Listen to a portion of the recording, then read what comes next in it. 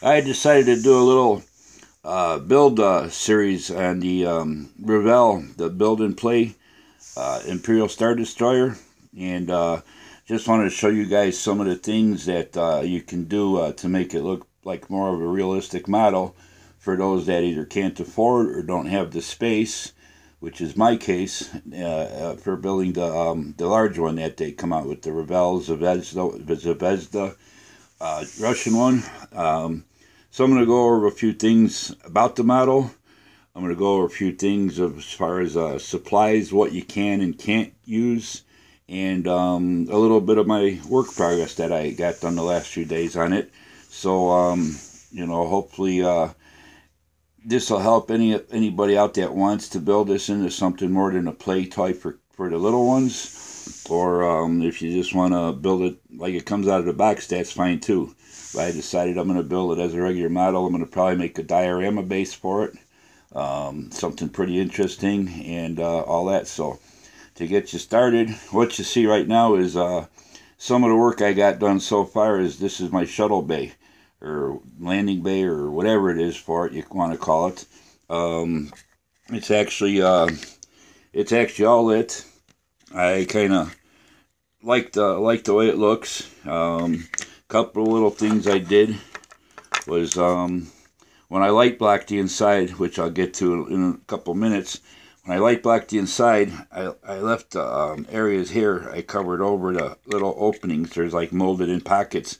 I left those because I thought it would look a little bit more interesting with some added features that kind of make it pop a little bit more and stand out on the model and that. And then along the sides, I drilled out the holes and I used 1 millimeter fiber optics in there and all that. So I think it pops a little bit. And the one part here, I don't know if the camera will pick it up, but we'll kind of bring around. You can see what I did. I took some the grabber arms, whatever you call them. I took some piano wire, the smallest diameter I could find, and I just bent it in an angle and drilled little holes on the sides, each side of it, and I installed those in there. I thought it would make it look a little bit more realistic and stuff rather than just having a piece of molded plastic there with no kind of detail on it. But other than that, the shuttle bay itself, it is pretty well detailed and everything. There's a couple of window openings on the other side. I drilled those out and I popped a little 1.8 millimeter LED behind those. And so we'll flip it over. I'll open it up. It's going to be pretty bright. And we'll show you what we got going on. So what I did is I lit everything with LED tape. I built up the sides with some strip styrene and built it into a little box. And it's just high enough. It clears the top half of the model when you install it in place, and it doesn't interfere with the fit or anything or getting things down. So I wanted this to really get the light through, so I used the LED tape. I cut it into strips of 3, and I used 5 on the top part, and I got 1 on each side. And then, like I says, for that little window opening, I got the 1.8 millimeter LED. Pardon me if I get my fingers in the way. I don't do too many build videos. I just usually do videos when the model's finished up and all that. But I thought I'd share some of this to help you guys out for those who want to take a shot at this kit and try to make it something more than just a toy. I did light block it with the black, and then I sprayed some gloss white over everything. So that's it. I'm not sure if I'm going to keep those little details like that. I'm pointing they're kind of yellow color. I might try to sand them, get in there and thin them down a little bit, and paint those with a light blue. And what I did to give it the blue tint, when it was just the plain cool white from the LEDs, it was too bright. It looked like a flashlight or floodlights, and it was even blinding through the fiber optics. So what I did to give it a little bit of a bluish tint, I just took some Auto Master clear blue and gave it a light brushing over them and stuff, just enough to tone it down and give it that little bluish color effect and stuff. And I thought it turned out pretty nice. It's not too bright, but it's still bright enough where all the detail pops out and all that. So I just thought I'd share that little tidbit with you guys. And you know, like I said, I might even drill those out and then put a piece of clear behind them and have the light come through the same color as the rest of it, the blue. But everything else is light black, so the only place you got is the fiber optics. And pretty much I just pushed those through, and then I pushed them back down into being flush with the surface of the molding, the mold, it's the part itself, so that way they're not sticking up or nothing. And they still throw a nice amount of light throughout the whole shuttle base, so I'm pretty happy with that result. So we're going to get into a couple other things now. I'm going to set that off to the side. And I'm going to talk a little bit about the kit, what it's made, and all that. So for starters, this model isn't made out of regular styrene like most model kits. It's a type of, it's like an ABS plastic. It's a very flexible plastic. The problem with that is when you go to build it, let me get some of this out of the way. When you go to build it, you can't use the good old tester's tube. I'm going to turn that light back on.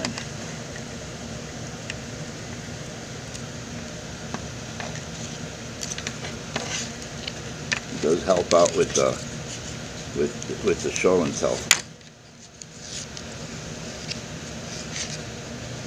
When you go to build it, you can't use the good old tester's tube glue. The Tamiya green, that doesn't hold it well. It'll stick to parts, but they'll come loose real easy. The orange Tamiya, the thicker, that doesn't work well. And the tester's liquid, that's not no different than the Tamiya. The best glue to use on this is the plastic weld. And that stuff will hold this plastic. With the styrene and stuff that I added on, I did a lot more addition to styrene on here than just boxing out the shuttle base so I could light it. But the plastic weld will hold this plastic together, whether it's to itself or with the plastic shapes, you know, to add on extra features and stuff. So don't even waste your time with the other glues and stuff. I got them laying around, so I tried them out, but the plastic, that's the way to go. As far as the kit itself, excuse me, I've already done a lot of drilling on it. I've drilled all the holes. I think I stopped counting at about 500. There's probably closer to 600 holes in here. But before I did anything, I took and got rid of those stupid landing gear doors or whatever to stand. I didn't use putty. I filled everything in with strip styrene, and thought it would work out better.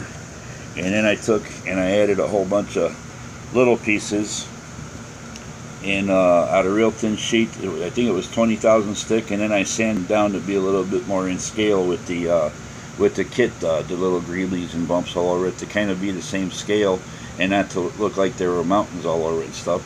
And then I used in different areas, I was looking at reference pictures, in different areas I used some plastic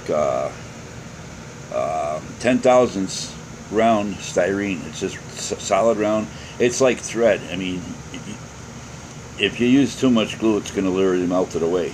But I did a little bit of the tubing on it, as you can see, and same with the front door. I filled that all in and everything, and that's all set to go. On the inside, I already built up for my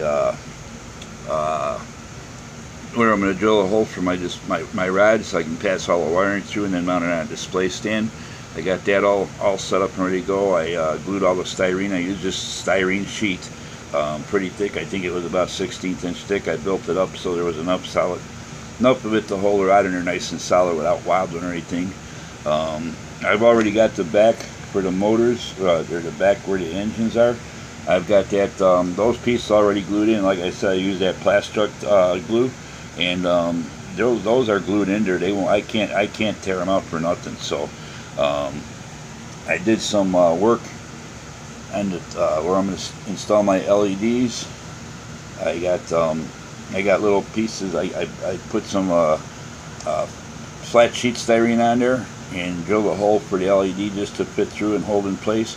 And I got tubes around it, so when I stick the LEDs in, I'll cover over the back of them, and that'll block any light from getting into other areas of the ship. Now, one thing, I got it taped off because I'm going to be painting, and I don't want to where the seam is going to be for the top half and the bottom half. I don't want to get glue or paint on that area because that's going to be my glue joints and stuff. So I'm not going to do light blocking because I'm doing full fiber optics, not the interior lighting with just little short pieces of fibers. I'm just doing full fiber optics. I'll go and feed enough of an LED for each section. So there's really not much light blocking I have to worry about.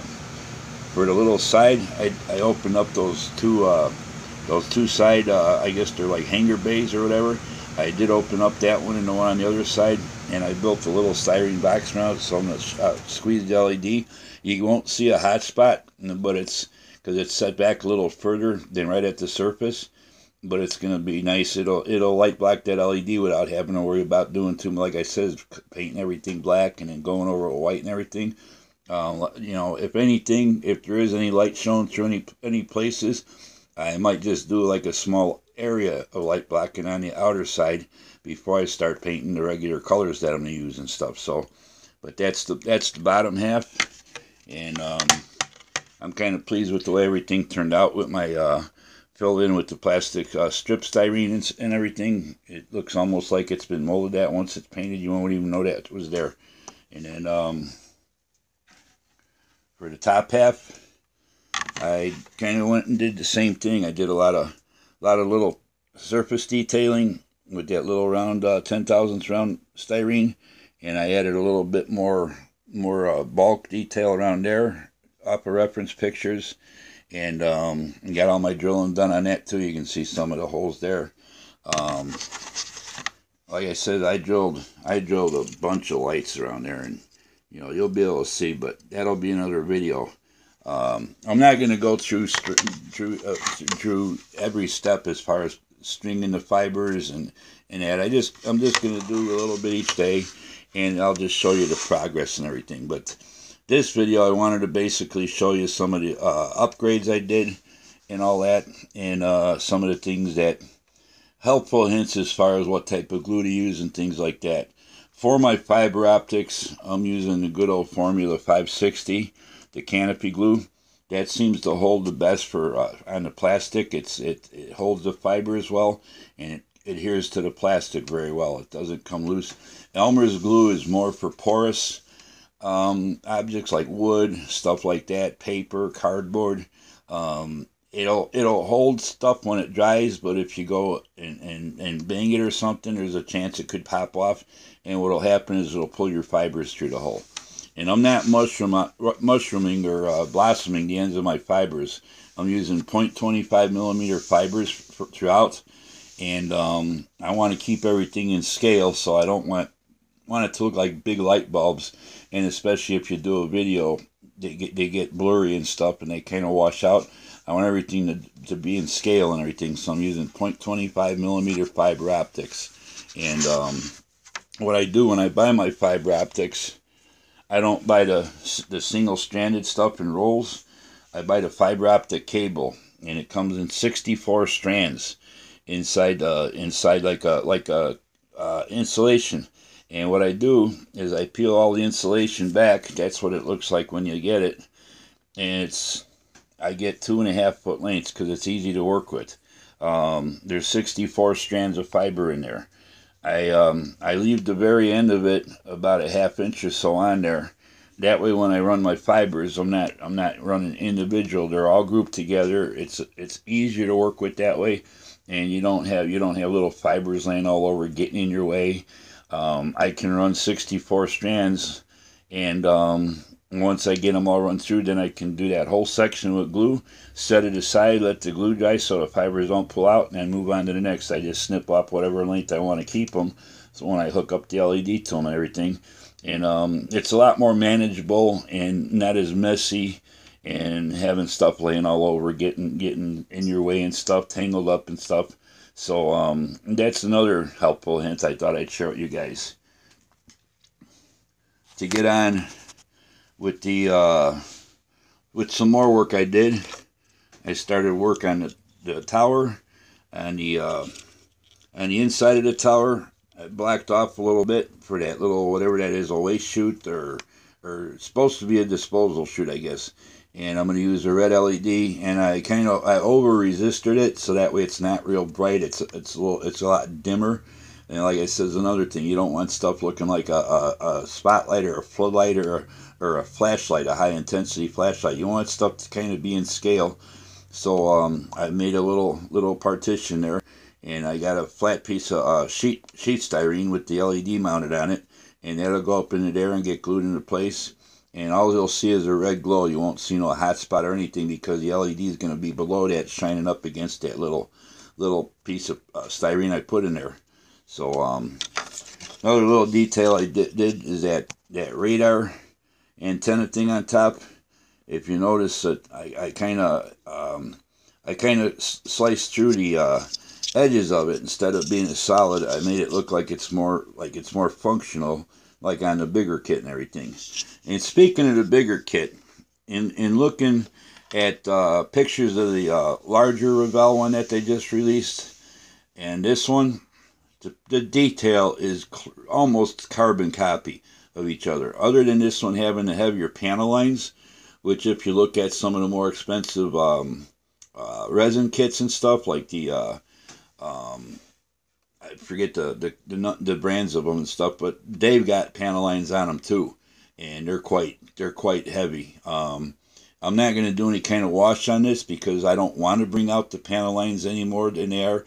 When it's painted up and stuff, it'll bring out the highlights and the detail, but I don't want it to have that grid look and stuff by washing over the panel lines and then wiping it down and having black or darker color lines all over the model. I want it to be kind of like on screen look and everything. So but that's where I'm at with that. I've already got the front of the bridge done, and that's what my fibers look like right now. There's 75 fibers just in that one section alone. And give you a little test run of it. It's gonna be quite lit up when I'm finished with it and stuff. And excuse me on that. Got the camera got loose. I'm using my phone. It's handheld. My batteries for my regular video camera, they were dead. So, but I'm using some red fibers here and there to give it some some effect. And I found out from talking to another gentleman that built one of the extremely expensive models, that the Star Destroyer did have some red lights here and there, so it would be accurate if you went and used some red fibers and stuff. So that's what I'm going along doing in that. I did use red and green fibers on my Republic Star Destroyer, the Revell kit and stuff, so I feel pretty comfortable with them on here. I had a bunch of them left over, but that's pretty much where I'm at with the fiber strands and stuff so far, stringing them through. But I can't wait to finish this thing, because I think it's going to look really grand. And probably in a video, you probably won't be able to tell the difference if it's the expensive one or the cheap $29 model and stuff. And like I said, with a little bit of patience and some extra detail added onto it and stuff, you can make this into a really decent kit and stuff. And I don't think there's anything.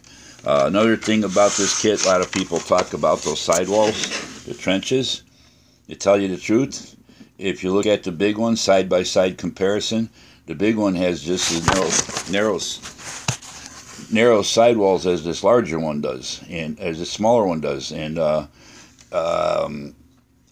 I did look at the Rogue One movie, and actually, if you look at the Star Destroyer when it's going through that collision with the other one, it does have narrower sidewalls too. So I don't feel there's anything wrong with this kit. And since I got it a couple of weeks ago and started working on it, it's actually growing on me. It's the perfect size if you don't have a lot of room for the bigger one.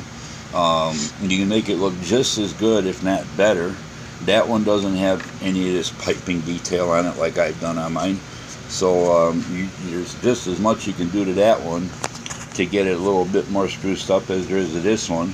It doesn't take up as much space, and I'm planning on doing a pretty big diorama base for it, about the size of the ship itself, and all that. So it's the perfect size. It's not like I'm going to have a big coffee table or dining room table taking up space for one model kit with a display base on it and stuff. So but I just wanted to go over these few little things, techniques that I use, stuff that I've done so far, and hopefully it helps you guys that are building them, or those who want to build them into something more than just a play toy, to do it. I'm not using the light or sound module in here. I'm thinking about maybe using the sound module for in the base, wiring it up to run off my 12-volt wall plug, and using it in the base just for the sounds but not the lights, just for a little added kick to it and stuff. I thought it'd be cool, you know. I'm using white flickering LEDs for the engines, and the Star Destroyer, the Imperial ones did have white engines, or very pale blue, but they were more on the white side, so I'm just using white flickering LEDs in there. And with those little blue inserts that go into these engine nozzles, it does give them a nice pale blue, just like I kind of got on my shuttle bay. So I think that's going to turn out pretty good. And one more thing I got planned for this, for the side where they got those occasional floodlight on the side, like a little bit brighter areas, I'm probably going to use either a larger diameter fiber and blossom the end of it so it throws a little bit more light like a floodlight and lights up the inside of that trench in that area. Or I'm going to use some small SMDs, and if they're too bright, I'll just resist them down, and that way they won't be too overpowering, but they'll still serve the purpose, like there's a floodlight in that area and it's lighting up a little bit more in that trench area. And another little thing I'm going to do is I'm going to unplug this real quick. I'm planning on doing the green weapons fire, and what I'm going to use for that is I pick up all my LEDs from a place called Lighthouse LED.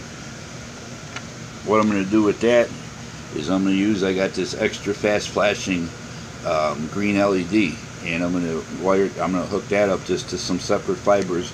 There's a few in the front, and I think there's one further back on the side trench where they got the weapons fire comes out of, and you don't have to have any kind of circuit board. This is the LED with the resistor just hooked up to 12 volts. And I think that'll look pretty cool, and I'll hook it up to a momentary switch, so you just hit it and it'll flicker a few times real quick, and then you let go of the switch and it stops. So I think that'll give it a nice effect too. So other than that, I just thought I'd make this quick video where I'm at, and hopefully I'll get back in a few days with some more progress. But I hope you guys gathered up a little bit about as far as the different types of glues that will and won't work with it. Different things I do with my fibers, different things that I added to the ship. I got a lot of styrene laying around from building models for a lot of years, so I got a whole supply. What I usually do is Evergreen Styrene Company. They make like an assortment bag. I think it's about $7 or $8, and you get so many. They go by ounces, but you get all kind of little odds and ends pieces, different shapes. You get a few different size sheets and stuff, and it really comes in handy when you got to make little boxes to hide an LED in and stuff, especially like on your Star Trek ships, the thrusters and stuff and all that. It gives you a lot of stuff to work with, and you don't have to go out and buy different size. Okay, I need this size for that, this size. You get a pretty good assortment, and every bag is different. So if you buy a couple bags, you probably have enough styrene in there to last you for a few years, depending on what kind of projects you're doing and stuff. But hopefully this video was informative, helps you out a bit, and shows you what can be done with this particular Revell model. It's to me, I'd sooner have more money to buy a couple more models and do up, rather than spend $100 or so and on one kit. So And like I said, when this is all done, I think it's going to look pretty sharp, and I don't think it's going to look any much worse or that different than the large scale kit. And you still have it's still decent size at 15, almost it's roughly 16 inches by close to 8 1/4, 8 1/2, something like that. It's a good size model, you know, and it still will be impressive when it's done. And like I said, the detail on this isn't that far off from the larger Revell's Vesda version of it. The more I look at pictures side by sides and comparison between the parts and everything, it's almost hard to tell the difference. And in fact, the front of this bridge tower, if you hold the two kit parts next to each other, they're a carbon copy. Every detail is identical from one to the other, and all that. So, other than the grid lines on this one, I think the grid lines actually look better because it gives the ship it's more textured. And even if you don't do a wash on here to bring out the grid lines, it's still gonna give you different. I think it'll give you a better effect than just a flat piece of plastic with very fine, almost invisible grid lines like the larger one will. And what I plan on doing with this is once I get ready to paint it, probably tomorrow, I'm going to paint it, then I'll slip my fibers through and then glue them in and snip them up at the edges. And it won't take but another week or so to button this all up. So, but what I plan on doing is I'm going to use a light gray primer. I got at Walmart. It's by Zinsser. It's a real nice primer. It goes on smooth. Barely any sanding has to be done to it. So it lays down really smooth, and it covers real well, and it adheres real well. But I'm going to give it a shot at that. Then I might pick out different panels here and there and highlight them with a darker gray over them. And then once I get that done, then I'm going to go over with I'm just going to use white, flat white paint. I think it's $1, $1.25, $1.50 maybe the most at Walmart. It's just flat white. It's what I use for a lot of my light blocking after I do the black. And it's cheap. It's a good paint. It sticks well. I never had a problem with it. So I'll probably just do real light mist of white right out of the rattle can and keep on covering it till I get the desired effect. And those little darker areas it'll kind of pop and give it a little bit more detail and stuff rather than just going over the gray with the white and having it blotchy. But so yeah, it's fun to do. Take your time. And any questions, drop me on the link on the tube on the comment section, and hope you hit the like button, hope you hit the subscribe button, and I'll probably come back with another video in a day or two. So just wanted to get something, show you guys what I started, and also show you guys, give you a couple tips on what you can and can't use. And there's a couple other guys out there that built some real nice models of this too and did a swell job. So go check theirs out too. I forgot the channels offhand, but I think you guys will find them. Just type in Imperial Star Destroyer models and they'll pop right up at the top of the page. So anyway, thanks for those who have subscribed to my channel so far, and I hope this encourages some of you guys even to go out and buy this model, who were kind of hesitant about what can and can't be done with it. So till then, take care, happy modeling, and we'll see you in a couple days. Good night.